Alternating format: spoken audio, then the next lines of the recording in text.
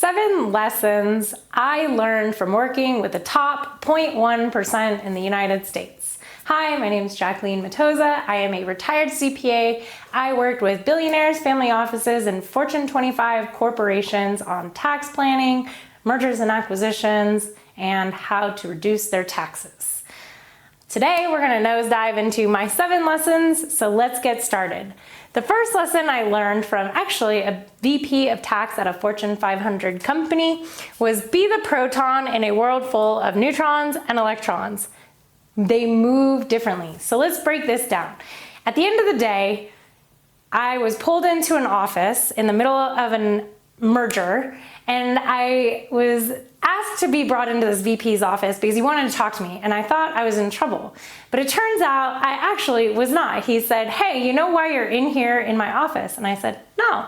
And he was like, "Well, you, out of everyone in the room, were the only one that gave a positive comment, and I feel like I need to teach you something that you innately do, but you're not consciously aware of." And I was like, "Oh, okay, cool. Let's listen to a lesson, I guess."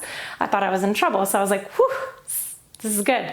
I'm not gonna lose my mind," because all the tax partners were staring at me like, "What did you do?"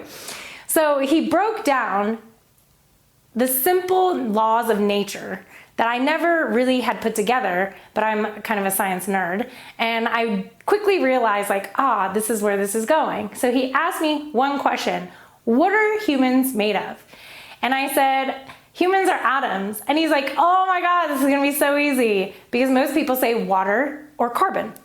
And I had said atoms, and he's like, "Yes, okay, what are atoms made up of?" And I said protons, neutrons, and electrons. And he's like, "Cool. Explain what each one of those does in an atom." And I said, "Well, electrons circle the nucleus of an atom." And he's like, "Oh my God, this is gonna be so easy. You get science." As a physics nerd in high school. And so I said, "Well, they circle the nucleus. The neutrons hold on to protons, and protons attract the electrons to circle the nucleus." And he was like, "Oh, this is great. You just said everything I needed to hear, that you get it more than I realized, but I don't think you realize how it affects your life." And so he broke it down for me. He said, in any room, you will find electrons, neutrons, and protons. Let's use the deal room I just pulled you out of. How many people bitched and moaned and bellyached when I said, "Hey, we have new numbers," for like the 100 millionth time in the last 4 months of us doing this merger? And you had to rerun your numbers one last time before we can close. And I said, I'd say probably like 2/3 of the room. And he's like, "Yes, you're not wrong." And he said, "How many people stayed neutral?" And I said, probably like all but 2 people that remained in the room. He's like, "Yeah, it's like almost 1/3 of the room." And I said, "Yeah." And then he's like, "How many people made a comment otherwise?" And I said, "Well, I made a sarcastic comment. My comment was, 'Well, thank God you're letting us know at 10 p.m. and not 2 a.m., which was actually a sarcastic response that he received as a positive response, which I was super grateful for because I was being a smartass. And he was like, "Yes, that's exactly right." And I said, "And the partners and we're trying to like like, it's all good, guys. We're gonna go home and sleep tonight for the first time ever in like 4 months." And they were trying to be really positive, but it was like a false positive. Like we were just like, "Yeah, whatever. This is meaningless."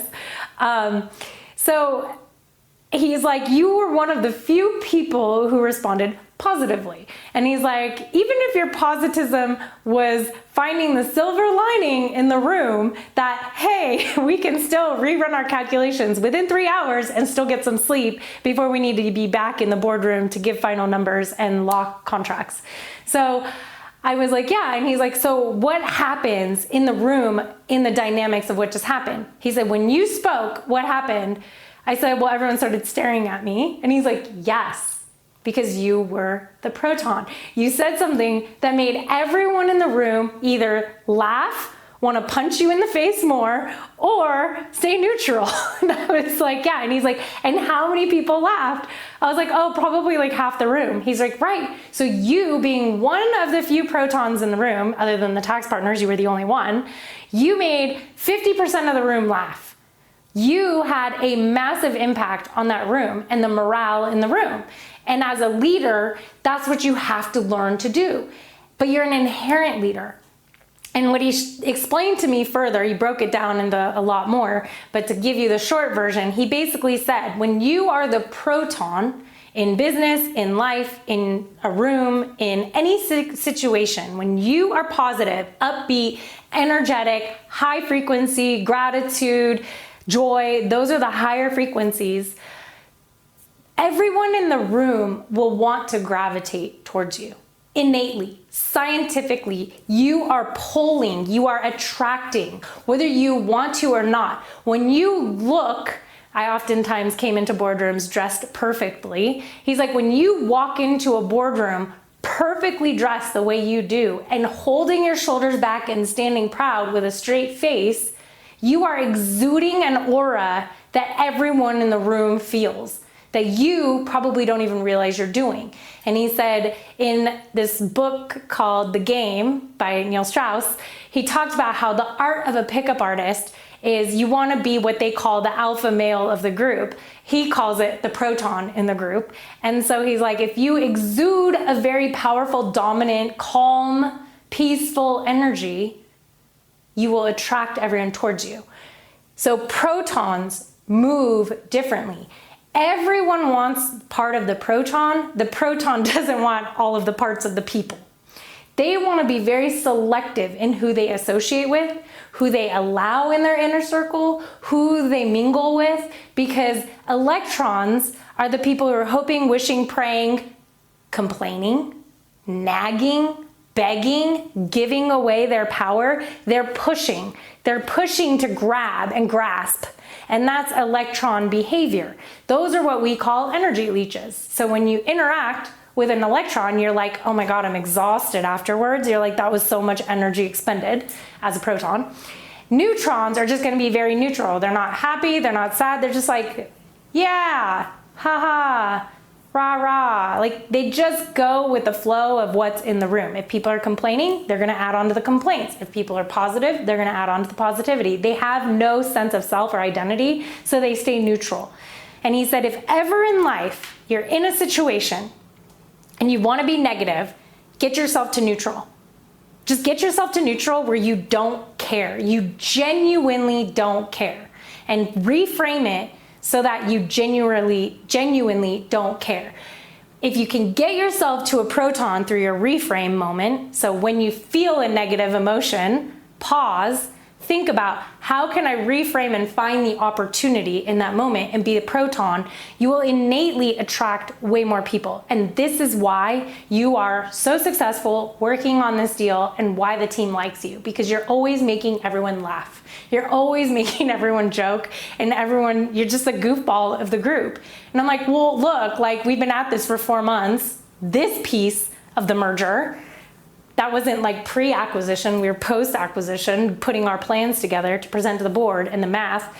And I'm like, and you know, when you have to make one change in a 2,500 slide PowerPoint and it's on the first slide, you have to change 2,500 slides. How do you motivate a staff to be like, yay, I get to make this change for the 1,500th time? You have to like make it sound really cool. So you're like, so today, guess what we're gonna do? We're gonna play with circles and squares and not use our brains, because we use our brains all the time. So this is kind of how I conducted myself as a leader in the group of a very large team that was doing a very large acquisition. And so this is what they mean by they move differently. We are always trying to find the silver lining. So instead of doing a heavy legal analysis, researching heavy or a heavy mathematical formula in a massively huge Excel spreadsheet, today you just get to deal with circles and squares. It's very simple. You get to turn your brain off, listen to some music, and just move stuff around. And so those kind of things that that's how I learned to survive in my life, and I learned how to cope, was like find the silver lining of this real shitstorm and just enjoy it. So this is the first lesson that I think was the most valuable lesson, because I always hear his voice. I will never forget his name. And he was the VP of a Fortune 25 company. And it just changed how I conducted myself from my early 20s all the way until now into my 40s. The second thing I learned by looking at the numbers and running math, because at the end of the day, numbers don't lie, data doesn't lie unless you manipulate it. But if you're looking at numbers truly positively, what I learned was saving taxes, it compounds wealth faster than any other financial player move. Because in order to save taxes, you have to do things differently, and you have to learn to keep money in a different entity, different pocket on the pants, different way. And that actually helps you make more money, because there's two ways to make wealth. Or to gain wealth. You can make more, which is what 99% of America focuses on, which is why these people are the 0.1%. They're not focusing on making more. They're focusing on keeping more in their pocket.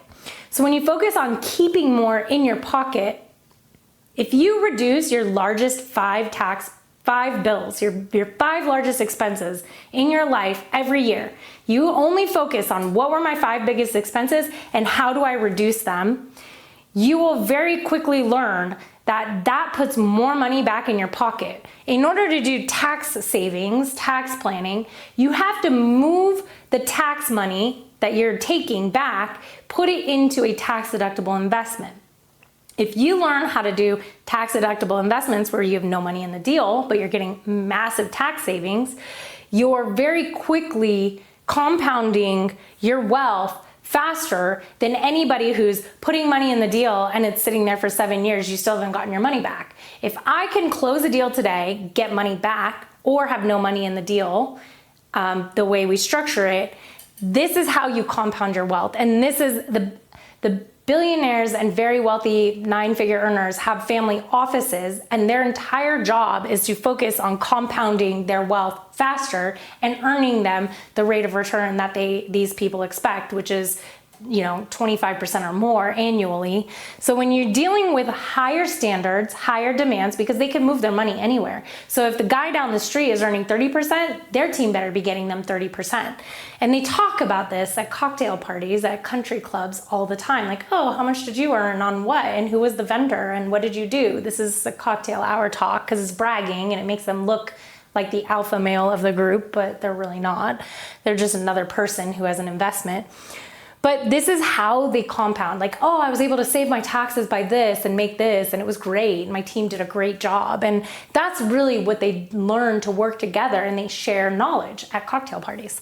Unlike gossiping, they actually educate each other and teach people things. So saving taxes gives them more net worth two ways. They keep more in their pocket, and then what they're keeping makes money. So when you see that compounding effect, you get a double benefit. You have more in your pocket, plus you're earning future income on that money that you've reinvested somewhere else. But what you don't realize is that the compounding effect of those two together is actually more than a 2x multiple.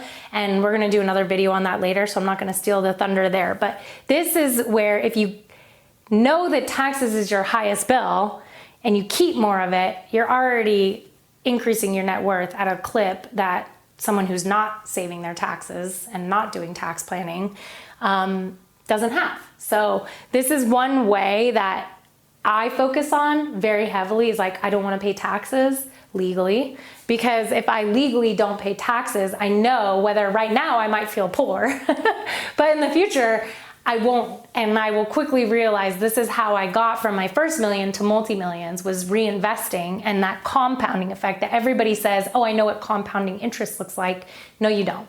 Because if you did, everyone in the United States would focus on deferred gratification, with the top 0.1% do, and they would be in a different place, which leads me to my third point. We hear this saying all the time in different iterations. I wrote, if you sacrifice 10 years of your life, you will live a life that no one else can. If you literally in your 20s just put your head down and grind 5-10 years, just put your head down. Don't look up. Don't look at what other people are doing. Just work, save your money, reinvest it, do everything, invest, invest, invest, invest. You will live like no one else can, because you will have grown your wealth to a capacity where once you make a certain amount, it's so hard to lose it, because unless you do really bad investments and all your eggs are in one basket, which I always advise not to do. But this will give you the life that no one else can live. So I had a client, 22, graduated college. He's like, yeah, man, it was great. I was on the phone with his dad, and he's like, yeah, he just graduated college and put his head down. He built an AI that solved a problem that no one had figured out how to solve. And in 3 months, he was welcomed into the Y Combinator Accelerator Group, which is a very large VC-backed group in the Bay Area. And in 7 months of starting his business, he sold it to DoorDash. So that's the example. Put your head down, build something, do something that no one else can do, and you will live like no one else can. He sold it for $120 million. So this is like the example, obviously a much more condensed, accelerated version, because AI is very powerful right now. But if you are willing to give up 10 years, you'll be surprised how quickly that money comes back to you, and you're able to live the life that you've always wanted to live and do what you want to do. Number 4, your advisors are only as good as the mentors who trained them. Everybody is not equal. Just because you pass the CPA exam does not mean you're a good CPA. It means you passed a test. You got a license. It means you have the fundamental foundational education to practice. You still have to do 2 years of service to get your license under a CPA. But I can tell you right now, one of the big 4 CPA firms is not the same as a mom and pop shop firm. One of the big 4 firms is not the same as a regional firm. One of the big 4 firms is not the same as a national firm. You guys, the big 4 are the big 4. If your CPA or whoever you are working with is not in a big 4, and when I mean big 4, I'm not talking 2 years. I'm talking 5 years or more. That's where you learn. It takes 4 years in a big 4 for the light bulb to go on where you actually understand everything. And then it takes extra years to get put in management positions where you actually have to operate a firm.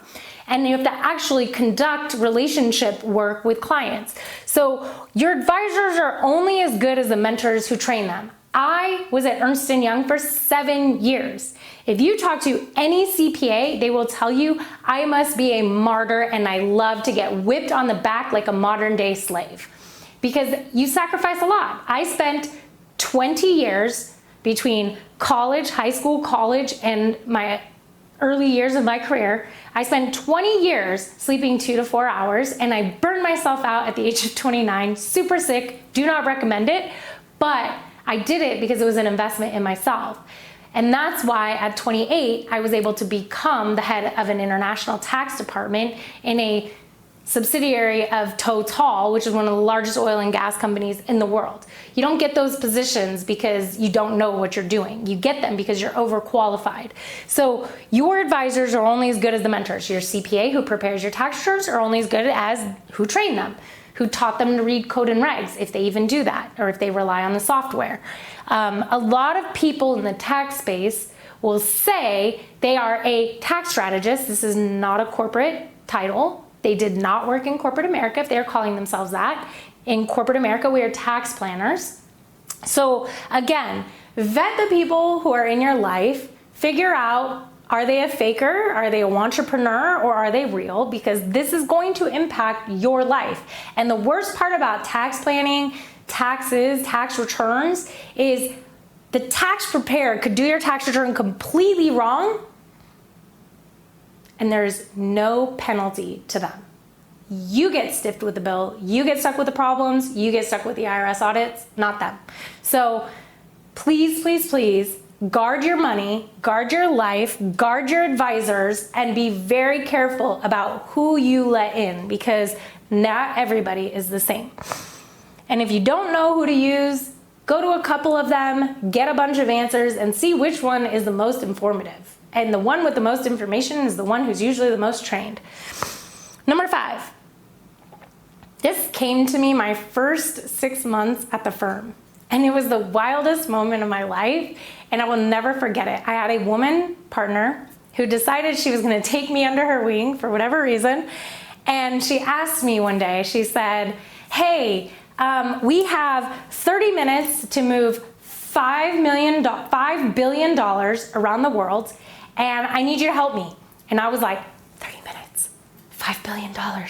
And I think all the blood went out of my face, and I was like ghost white. And she looked at me and she said, grab your worldwide tax guide and get in my office. We're gonna have a talk before we start this whole thing. And I was like, worldwide tax guide, what is that? I was like, right? And I grab it, it's this tiny book with all of the tax rules of every 196 countries. And I went into her office and she said, sit down and listen before we do anything. She said, don't be emotional about money. Money will never be emotional about you. So you are giving energy to something that will never reciprocate. And I was like, dang, but my whole family's emotional about money. My whole world is emotional about money. Like a bill is like a crisis in our house because money's tight. So as I kept working and talking to her about it, she's like, why are you so emotional about money? And I was like, well, you know, it's been really hard and I'm like super in debt and da-da-da. I gave her my whole life story and she said, great. Like money just does what you tell it to do. You told money to go into a degree where you are obtaining a professional license, learning about money, so you'll be fine. She's like, you're not like one of those people who like got a degree in like environmental science and can't get a job right now. It was 07, 08 was coming. Everything was stalled out in 2006 when I graduated. And she's like, you're not one of those people. So like, you're gonna be fine.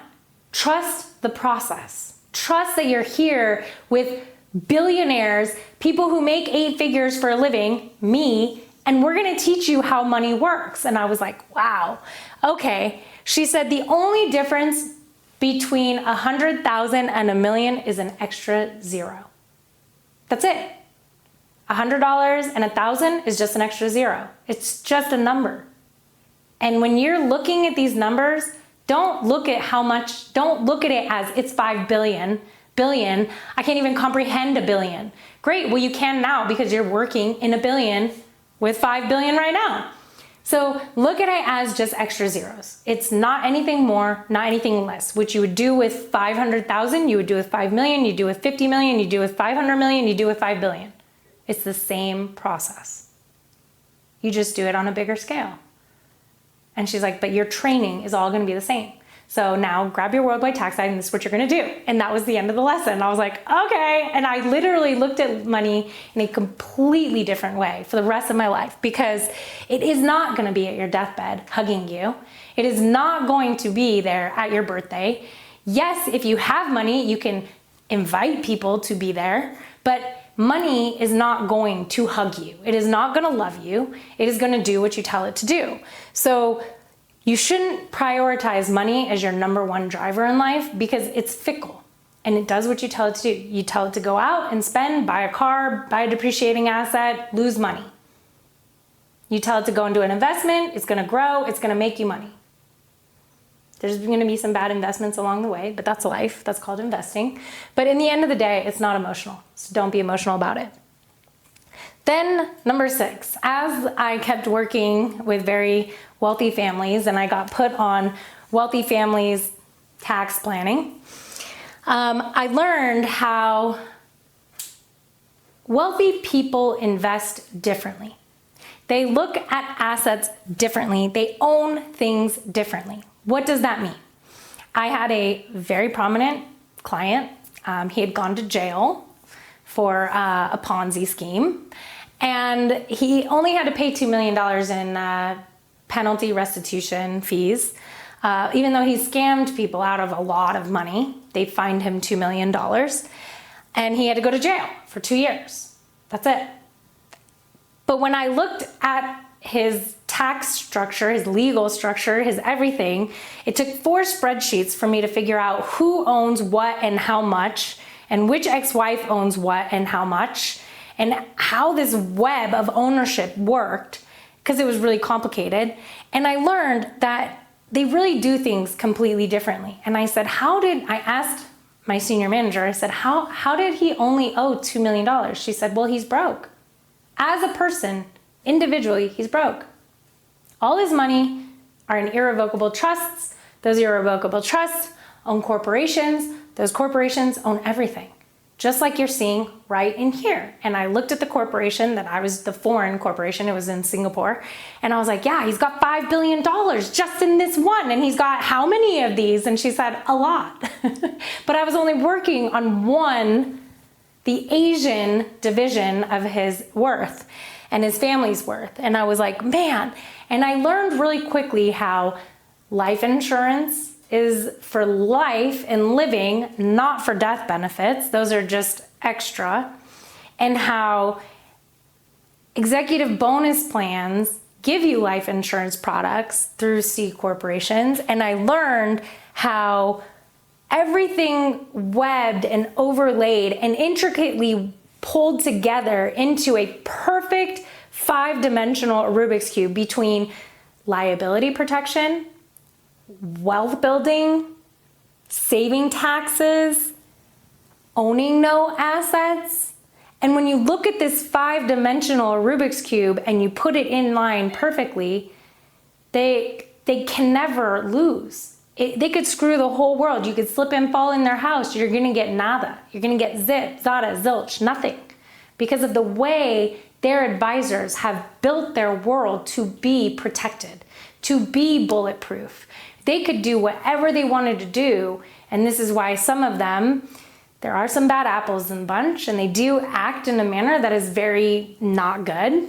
But the majority of them are generally good people. They generally want to do the right thing.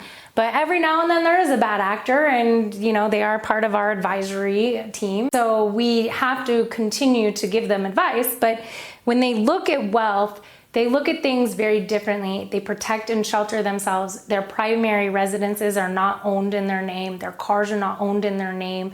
They have every ability to protect themselves through these structures, and it's really, really powerful. And these things will never, ever be impacted by tax reform. You will never hear seller financing affected. You will never hear life insurance be affected. You will never hear of these things, because this is how they conduct their lives and how they manage their tax bills and how they even out everything so that they can control everything. They control how much they pay, what character it is of income. Is it tax-free? Does it fall in the tax-free bucket? Does it fall in a taxable bucket? If so, what kind?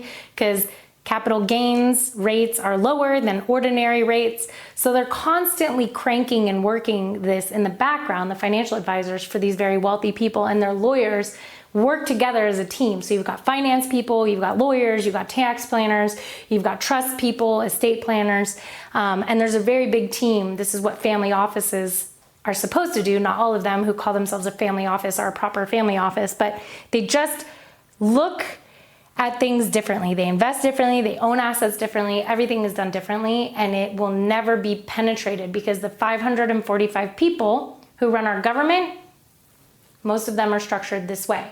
They go in making 6 figures, they leave being 8-figure, 9-figure earners. So this is a very commonly known thing. This is very, very clear. I think everyone sees that once you get wealthy, you can compound your income at a rate that, if you're a trillionaire, you could spend $37,000 every day, and you can't out earn that money because you're making so much money. So that's my 6th lesson. My 7th lesson, which I find very, very interesting, and I have another crazy story from my career. They don't care about money as the output. They don't do things to be wealthier. They do things more for the experience, or because they have a really good relationship and they can. They do it as a joke sometimes. It just all depends. I've worked for people who, now it's a social media platform, but it started as a way for people at music festivals to locate themselves, and it accidentally grew. I've worked with people who started a website that was supposed to be an eBay competitor, and it ended up trading black market stuff, and one of the owners tried to kill the other owner. I mean, I've worked on things at a capacity of levels that like most people don't see, and dealing with the FBI and the SEC is not fun. The federal government is not fun, let me tell you. But at the end of the day, they don't do it for the money.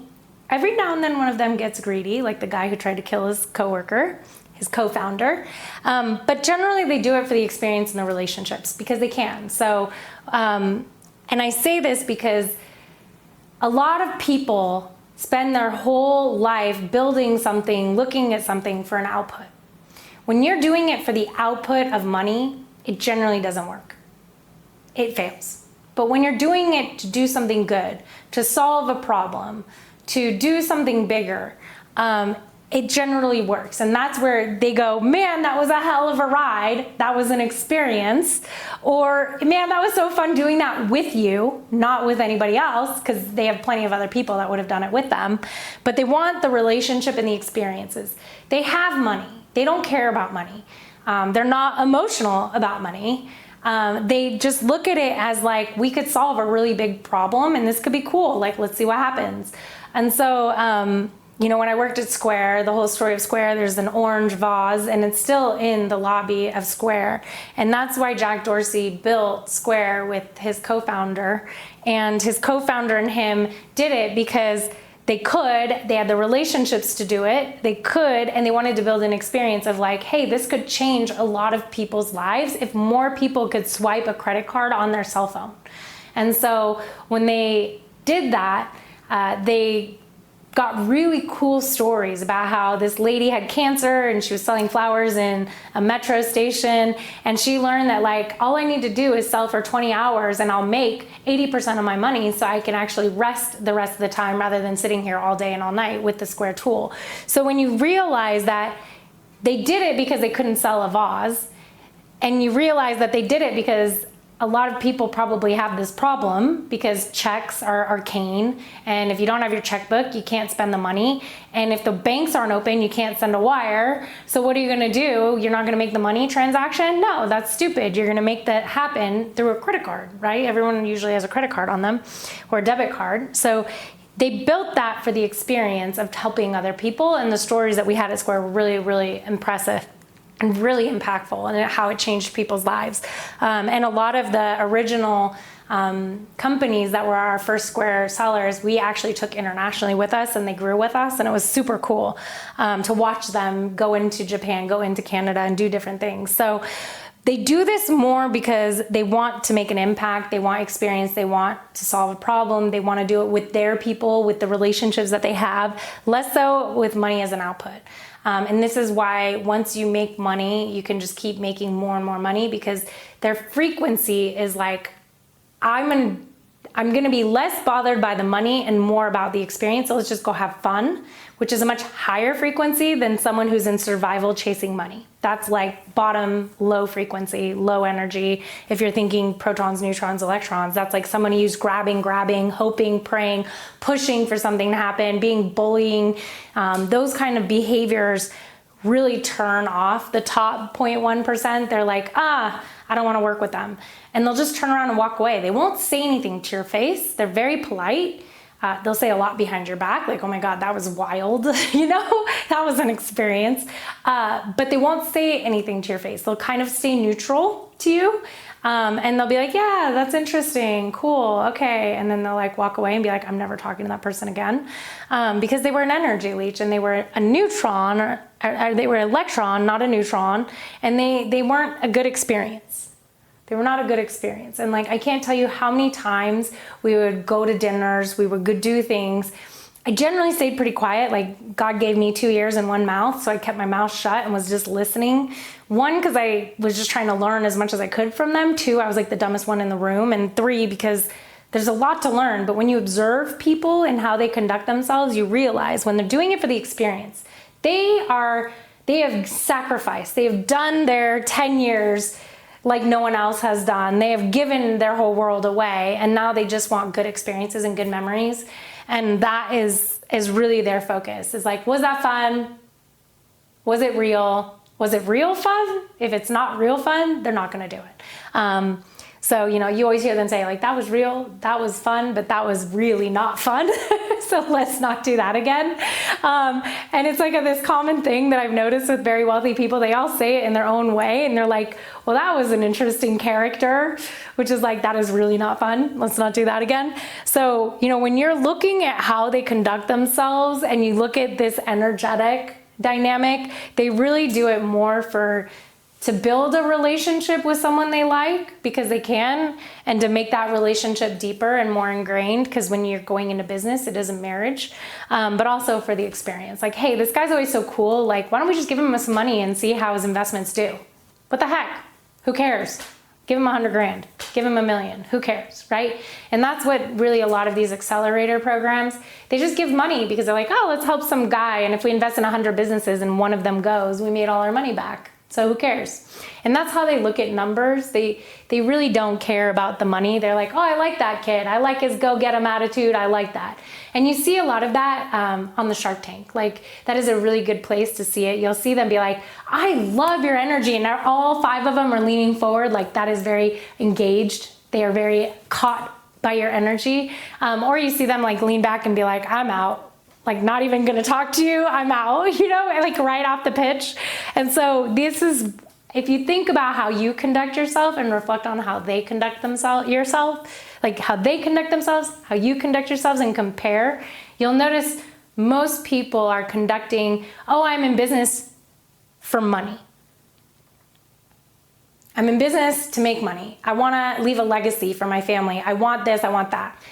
There needs to be something bigger, something that has nothing to do about you, or it's not gonna work. And that's just the cold hard facts of life that I've learned from working with the top 0.1%. If you want to work with me on tax planning, if you make $250,000 single, $500,000 married, click the link below and book a call, and we can chitty chat about your situation and how I can make it better.